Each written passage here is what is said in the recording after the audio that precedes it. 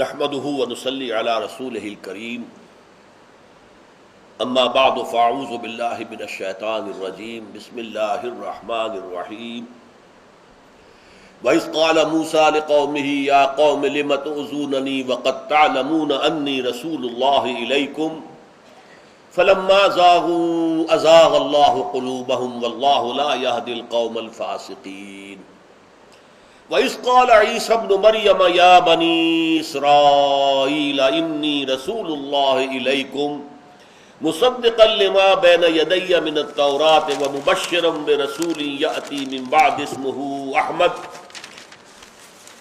فَلَمَّا جَاءَهُم بِالْبَيِّنَاتِ قَالُوا هَذَا سِحْرٌ مُبِينٌ صدق اللہ العظیم۔ رب اشرح لي صدری ویسر لي امری واحلل عقدۃ من لسانی یفقهوا قولی۔ اللهم ربنا الہمنا رشدنا واعذنا من شرور انفسنا، اللهم ارنا الحق حقا وارزقنا اتباعه وارنا الباطل باطلا وارزقنا اجتنابه، آمین یا رب العالمین۔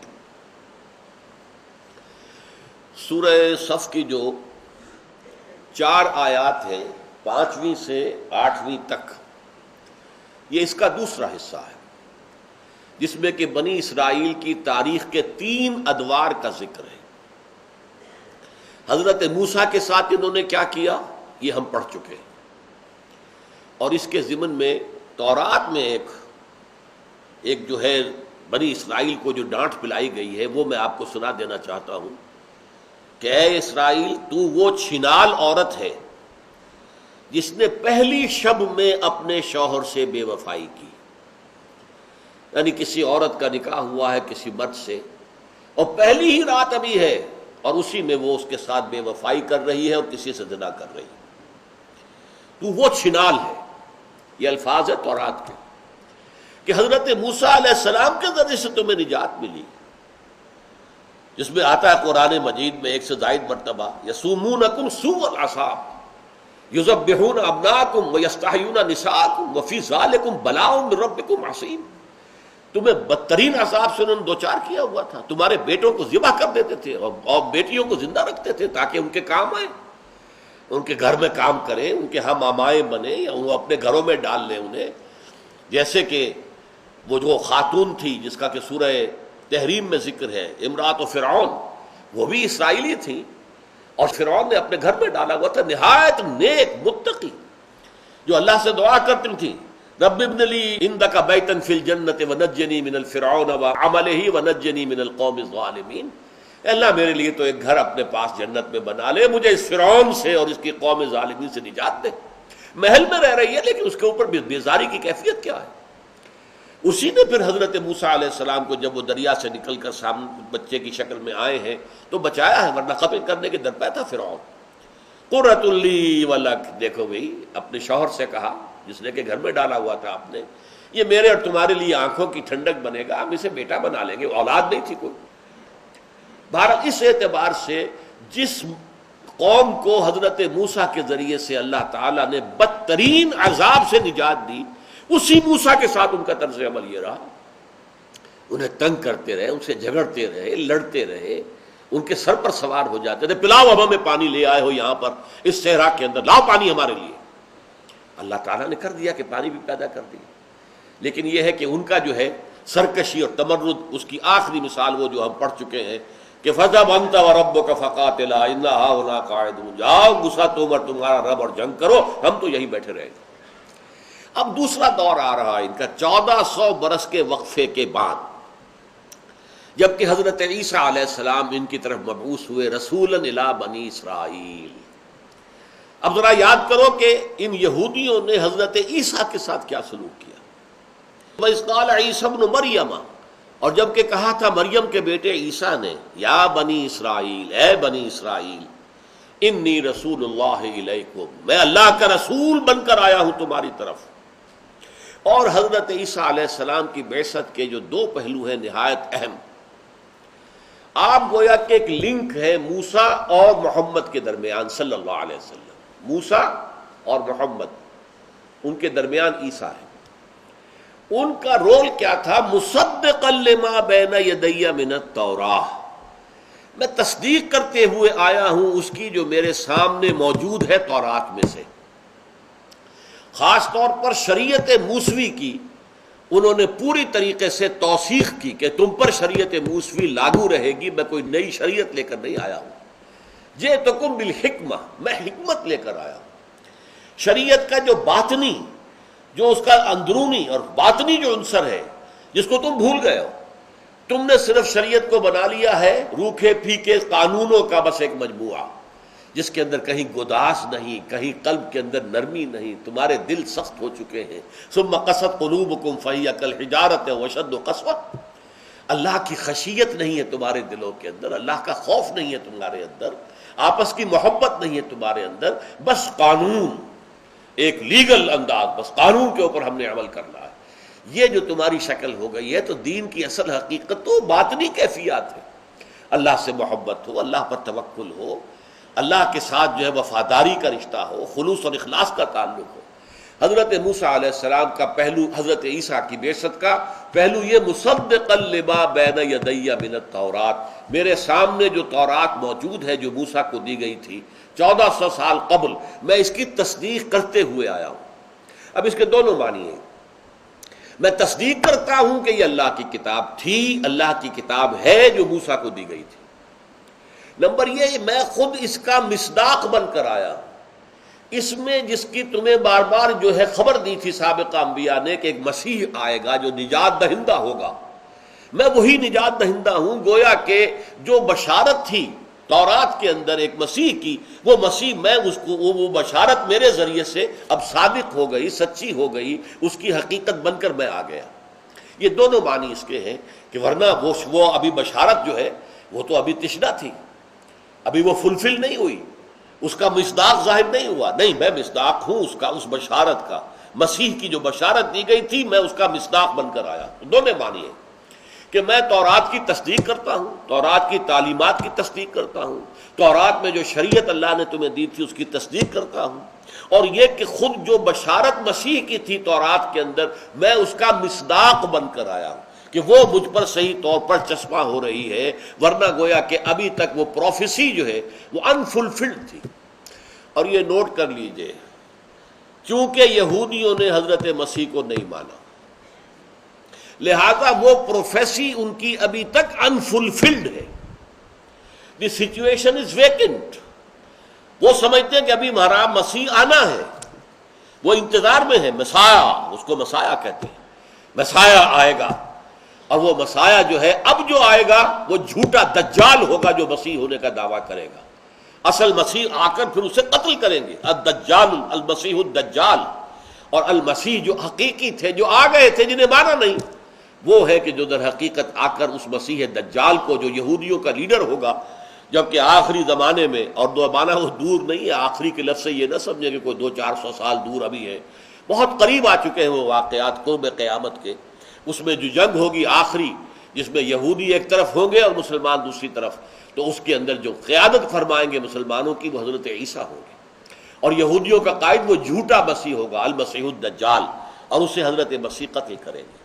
تو یہاں میں نے صرف آپ کو وہ مصداق ہونے کے مفہوم کے اعتبار سے یہ بات بتا دی کہ وہ جو پروفیسی، جو خوشخبری تھی، وہ ان کے نزدیک، یہودیوں کے نزدیک، چونکہ وہ مسیح آئے تو انہوں نے مانا نہیں، انکار کر دیا، لہذا وہ ابھی تک unfulfilled ہے ان کے نزدیک، and they are still waiting for their Messiah.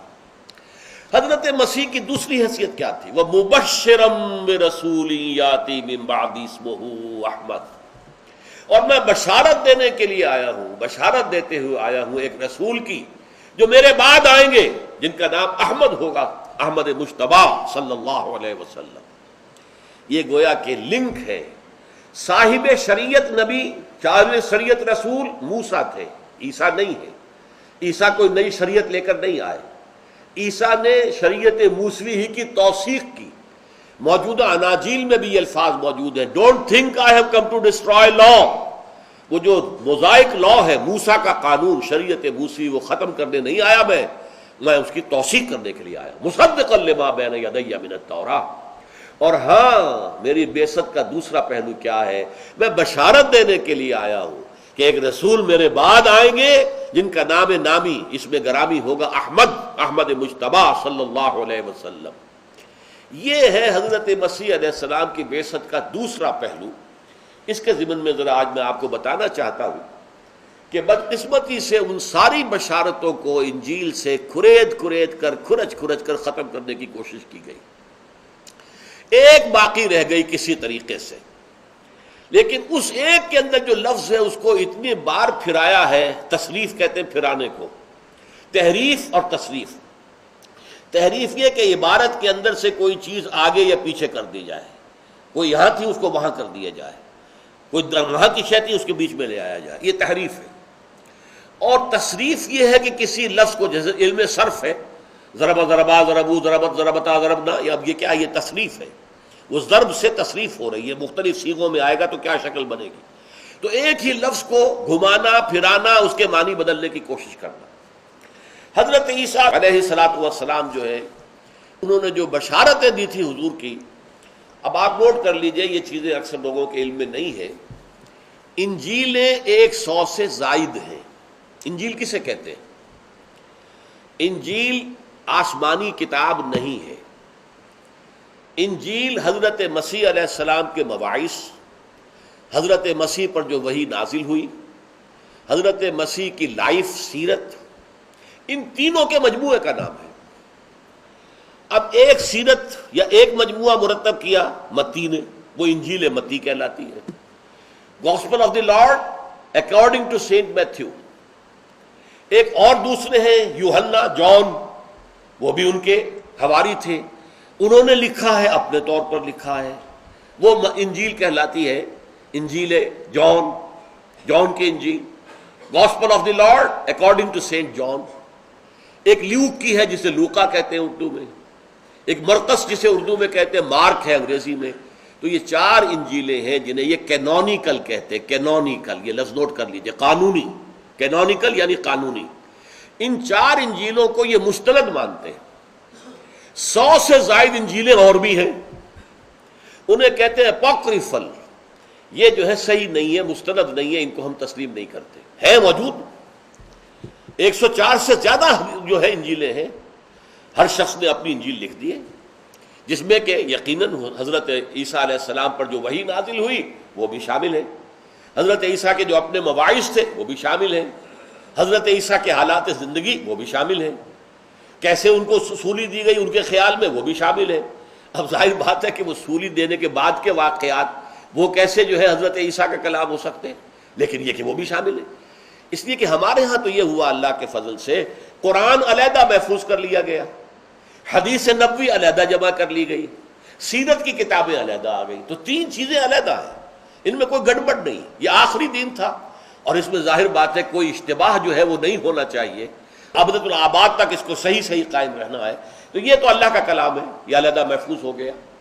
اس کے بعد حضور کی احادیث ہیں، وہ علیحدہ مرتب ہو گئی، وہ جو ہے 6 صحائح ستہ کہلاتی ہیں، کہ جو سب سے اونچے درجے کی احادیث ہے وہ صحائح ستہ ہیں، باقی اس کے بعد بھی اور بہت سی حدیثیں ہیں۔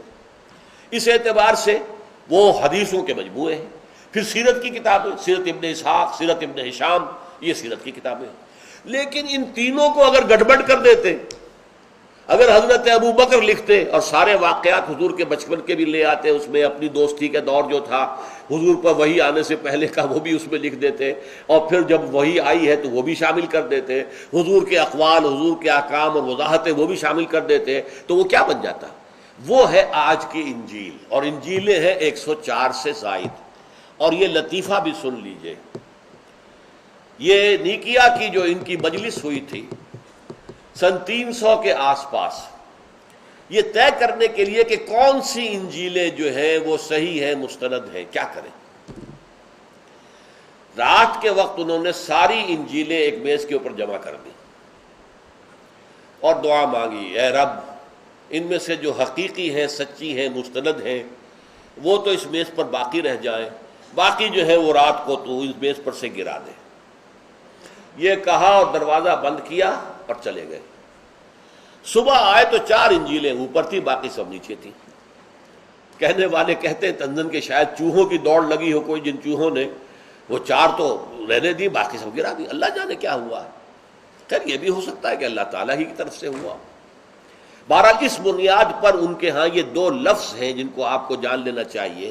کینونیکل گاسپلز یہ چار ہیں، متی کی انجیل، مارک کی انجیل، لوک کی انجیل اور جون کی انجیل، یحییٰ کی۔ اور باقی جو ہے یہ جو اپوکریفل ہے ان میں ایک ہے انجیل برنباس۔ یہ انجیل برنباس جو ہے یہ ایسی انجیل ہے کہ جس میں تقریباً ہر صفحے پر حضور کی بشارت موجود ہے۔ حضرت مسیح علیہ السلام نے گویا کہ ہر روز ہی حضور کی بشارت دی ہے، یعنی جیسے یہ دونوں چیزیں پیرلل ہو گئی۔ آپ کا ایک منصب تھا تورات کی تصدیق، مصدقا لما بین یدی من التوراۃ، دوسرا تھا مبشرا برسول یاتی من بعد اسمہ احمد، اور بشارت دیتے ہوئے آیا ہوں ایک رسول کی جو میرے بعد آئیں گے جن کا نام نامی احمد ہے۔ یہ دونوں بیلنسڈ ہیں۔ تو جس طرح تورات کی تعلیم کو آپ نے عام کیا اور اس کو نیا کیا، اس میں تجدید کی، اس میں ایک نئی کیفیت پیدا کی، اس میں حکمت پیدا کی، اسی طرح حضور کی جو ہے پیشن گوئی انہوں نے گویا کہ روزانہ دی۔ برنباس کی انجیل جو ہے یہ ہمارے پاس نہیں تھی، یہ پوپ کے کتب خانے سے برآمد ہوئی اور پھر وہاں سے اس کا جو ہے وہ ترجمہ کیا گیا اور آج دنیا کے اندر وہ موجود ہے۔ اسی نے ساری بات واضح کی ہے۔ حضرت مسیح کی بجائے جو سولی چڑھا ہے وہ جیوڈاس اسکیریوٹ تھا، وہ جو یہودا تھا جس نے کہ وہ 12 حواریوں میں سے ایک وہ بھی تھا، اس نے حضرت مسیح سے غداری کی۔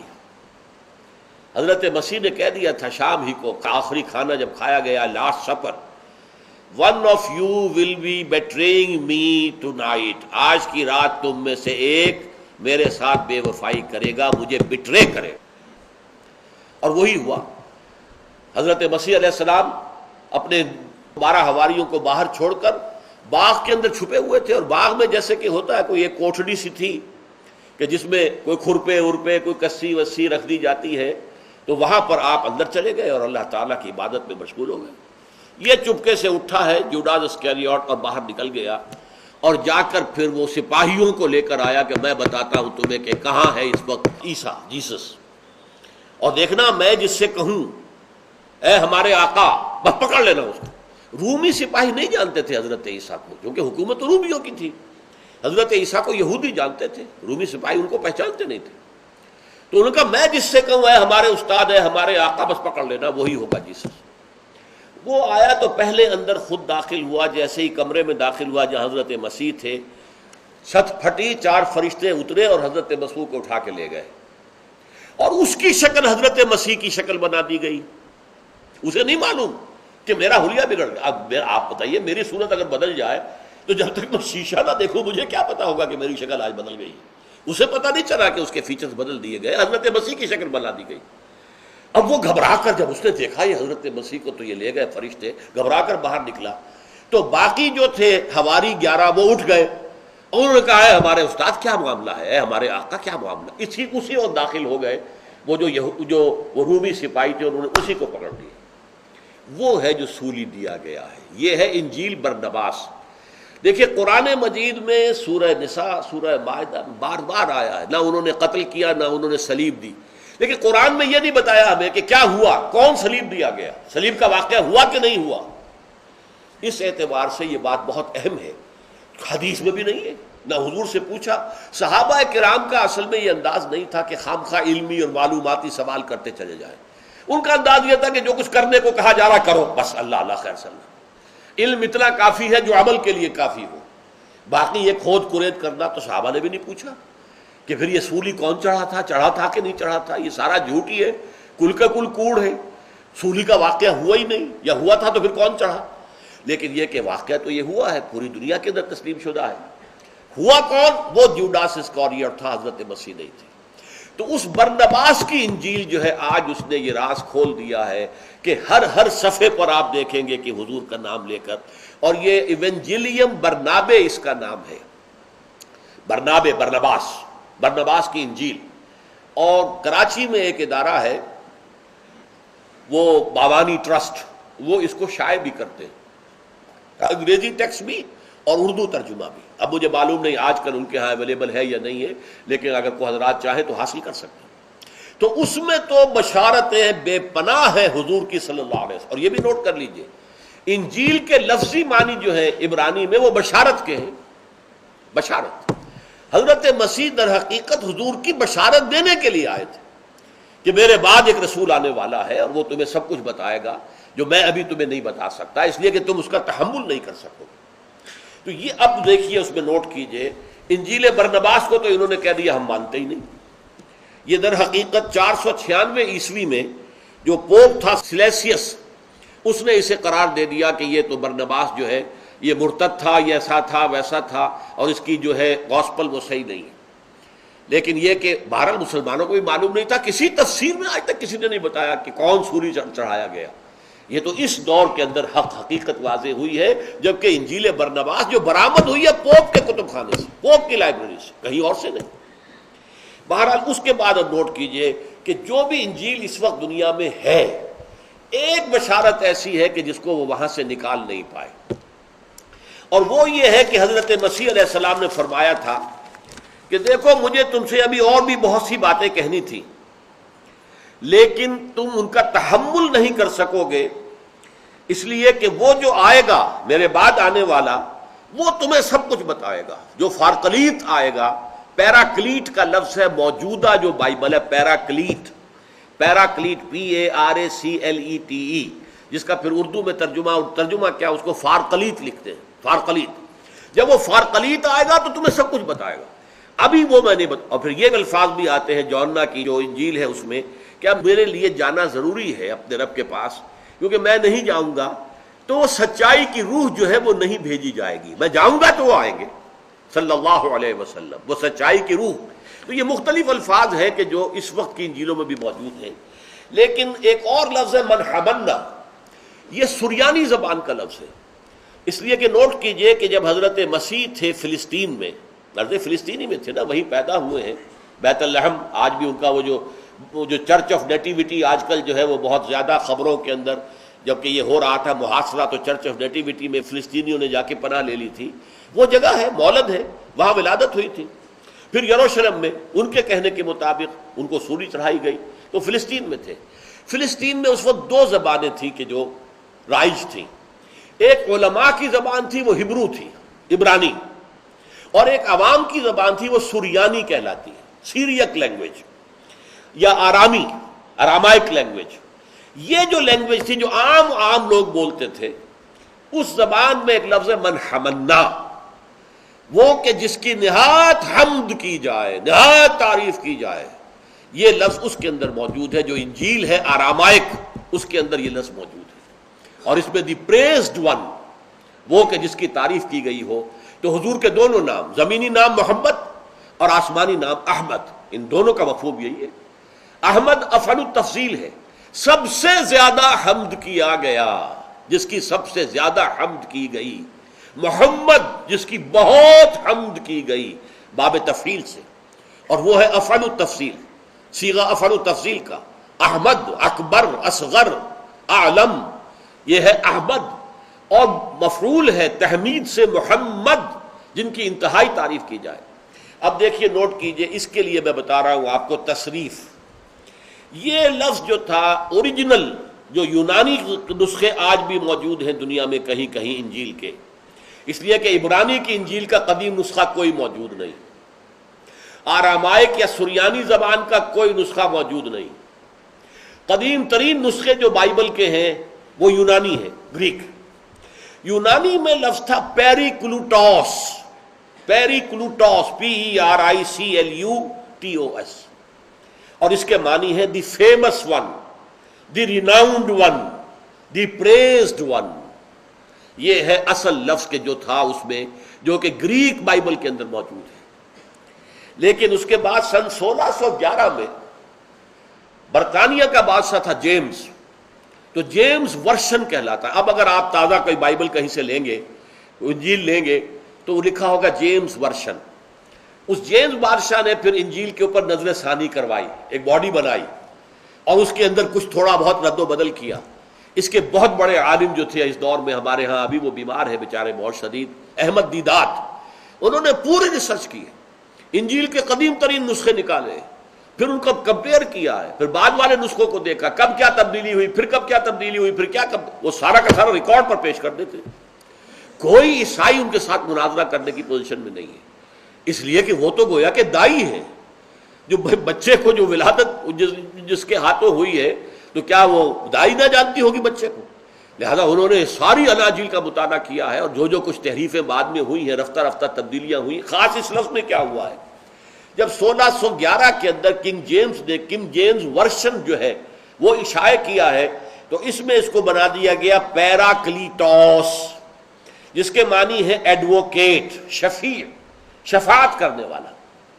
اب وہ تعریف سے، حمد سے ہٹا دیا گیا اس لفظ کو، شفیع، شفاعت کرنے والا، نجات دلانے والا۔ 1881 میں پھر اس کو پھر بدلا گیا اور پیراکلیٹ کر دیا گیا۔ اب وہ آپ کو ملے گا ہر جگہ پر پیراکلیٹ، فارکلیت، یہ کہتے ہیں کمفرٹر، تسلی دینے والا، تسلی دہندہ۔ تو حضرت مسیح علیہ السلام کے ساتھ یہ ہوا ہے اس انجیل میں، جو کینونیکل انجیل ہے۔ کینونیکل انجیل کے اندر بھی ایک لفظ پیریکلائٹوس سے پیراکلیٹوس بنایا گیا، اب فارکلیت بنا دیا گیا۔ یہ ہے کہ جس سے معلوم ہوتا ہے کہ انجیل کے اندر حضور کی پیشین گوئی موجود ہے، آج بھی موجود ہے۔ وہ فارکلیت کون ہے؟ کوئی اس کا عملی مصداق نہیں بتا سکتے، کہ جو حضرت مسیح نے کہا کہ مجھے ابھی تم سے اور بھی بہت سی باتیں کرنی تھی، لیکن ابھی تم ان کا تحمل نہیں کر سکو گے، یو آر ناٹ میچیور انف، ابھی ذہنی اعتبار سے تم اس سطح پر نہیں آئے ہو کہ تمہیں آخری حقائق اور آخری دین اور آخری ہدایت دے دی جائے۔ وہ آخری ہدایت، آخری دین، آخری شریعت لانے والے محمد ہوں گے، وہ آئیں گے۔ وَمُبَشِّرًا بِرَسُولٍ يَأْتِي مِن بَعْدِهِ اسْمُهُ احمد۔ اور یہ بات بھی نوٹ کر لیجئے، حضرت مسیح اور حضور کے مابین کوئی نبی اور کوئی رسول دنیا میں نہیں آیا۔ اس سے پہلے 1400 برس تک، حضرت موسیٰ سے لے کر حضرت عیسیٰ تک، نبوت کا تار ٹوٹا ہی نہیں۔ 2 سے شروع ہوا، موسیٰ اور ہارون علیہ السلام، 2 سے شروع ہوا اور 2 پر ختم ہوا، یحییٰ علیہ عیسیٰ علیہ السلام۔ اور ان کے درمیان یہ 1400 سال کا جو فصل ہے، یہاں ہر وقت کوئی نہ کوئی نبی موجود رہا ہے۔ اور یہ بخاری شریف کی حدیث ہے، حضور نے فرمایا کانت بنو اسرائیل تسوسهم الانبیاء کلما ہلک نبی خلفہ نبی۔ بنی اسرائیل کی سیاست اور انتظامی معاملات انبیاء کے ہاتھ میں ہوتے تھے، جیسے ہی کسی نبی کا انتقال ہوتا تھا دوسرا نبی اس کی جگہ ہوتا تھا۔ حضرت داؤد کا انتقال ہوا، حضرت سلیمان، وہ بھی نبی تھے، یہ بھی نبی۔ اسی طریقے سے نبوت کا تار ٹوٹا نہیں، لیکن یہ فترت اولیٰ کہلاتی ہے۔ نبوت میں ایک وقفہ پڑ گیا کہ کوئی دنیا میں ان 600 برسوں کے درمیان کوئی نبی، کوئی رسول نہیں تھا، یہ حضور کے اور حضرت عیسیٰ کے مابین یہ فترت اولیٰ ہے۔ اور اس کے بعد فترت ہو گئی دائمی، حضور پر آ کر نبوت ختم، رسالت ختم، وہ دروازہ وحی کا بند، وہ کھڑکی بند، اب کوئی وحی ہے، نبوت نہیں آئے گی۔ یہ ہے حضرت عیسیٰ علیہ السلام کا خاص مقام۔ لیکن یہ کہ یہود نے کیا کیا ان کے ساتھ، فَلَمَّا جَاءَهُم بِالْبَيِّنَاتِ قَالُوا هَذَا سِحْرٌ مُبِينٌ۔ جب حضرت عیسیٰ اتنے واضح معجزے لے کر آئے، واضح تعلیمات لے کر آئے، ان بدبخت یہودیوں نے یہ کہا یہ جادو ہے، یہ تو کھلا جادو ہے۔ اور جادو چونکہ کفر ہے، یہاں قرآن نے بہت مختصر رکھا ہے معاملہ، ورنہ یہود کے علماء نے سب نمبر 1 تو انہیں قرار دیا گیا یہ حرامی بچہ ہے۔ ان کے خیال میں حضرت مریم کا رشتہ ہو چکا تھا یوسف نجار، ایک بڑھئی تھے پیشے کے اعتبار سے یوسف، لیکن ابھی وداعی نہیں ہوئی تھی کہ اسی دوران میں انہوں نے جو بھی تعلق ہم بستری کا کیا ہے جس سے حضرت عیسیٰ پیدا ہوئی، یہ ان کا کہنا ہے۔ تو گویا کہ باسٹرڈ، حرامی بچہ ہے یہ۔ نمبر 2، یہ جادوگر ہے، یہ شیطانوں کی مدد سے روحیں بدروحیں نکالتا ہے اور معجزے دکھاتا ہے۔ یہ سارے جو بھی دکھا رہا ہے یہ سب شیطانوں کی مدد سے، اور جادوگر ہے تو اس لیے کافر ہے، اس لیے کہ جادو کفر ہے، اسلام میں بھی کفر ہے، جادو حرام ہے۔ اور یہ جب جادوگر ہے تو گویا کہ کافر ہے، مرتد ہے تو واجب القتل ہے، لہذا سولی چڑھا دیا جائے۔ یہ کچھ کیا انہوں نے حضرت مسیح علیہ السلام کے ساتھ، اپنے بس پڑتے سولی پر چڑھا دیا، چڑھا کر دم لیا۔ یہ دوسری بات ہے اللہ نے کیا کیا، وما صلبوہ وما قتلوہ ولکن شبہ لہم، مشابہت پیدا کر دی گئی تھی ان کے لیے کہ ہم اسی شخص کا، اور یہ بات ہمیں معلوم نہیں تھی، نہ حضور نے بتائی ہے، نہ قرآن میں ہے، نہ کسی مفسر نے بتائی، یہ تو اس دور میں حقائق منکشف ہو رہے ہیں کہ جس میں انجیل برنباس برآمد ہوئی، اس کا ترجمہ ہوا اور معلوم ہوا کہ اصل مسئلہ تو یہ تھا کہ وہ اس باغ کے اندر جب داخل ہوا ہے، وہ جوڈاس اسکیریوٹ، اس کی شکل بنا دی گئی حضرت مسیح کی. حضرت مسیح کو اسی وقت چھت پھٹی ہے اس کوٹری کی، اور اس میں 4 فرشتے آئے ہیں جو اٹھا کے لے گئے. وہ آئیں گے واپس دوبارہ، یہ دوسری بات ہے. لیکن بہرحال یہ کہ آج کا وقت ہمارا ختم ہوا ہے. اقول قولی ھذا واستغفر اللہ لی ولکم ولسائر المسلمین والمسلمات.